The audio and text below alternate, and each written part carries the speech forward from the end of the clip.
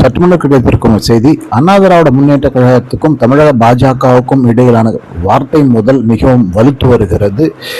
பத்திரிகையாளர்களிடம் பேசிய எடப்பாடி பழனிசாமி, அண்ணாமலை போன்ற தலைவர்கள் இருப்பதால் தான் டெல்லியிலே பாஜக ஆட்சியை தக்க வைத்துக் கொள்ள குறைந்த சீட்டுகளை வென்றது என்று ஒரு பக்கம் குற்றம் சாட்டியிருக்கிறார். இன்னொரு பக்கம் அண்ணாமலை சுயநலம் பிடித்த தலைவர்களால் அதிமுக அழிந்து கொண்டிருக்கிறது என்று குற்றம் சாட்டுகிறார். இப்படி இரண்டு தலைவர்களும் மாறி மாறி ஒருவரை குற்றம் சாட்டி கொண்டிருக்கிறார்.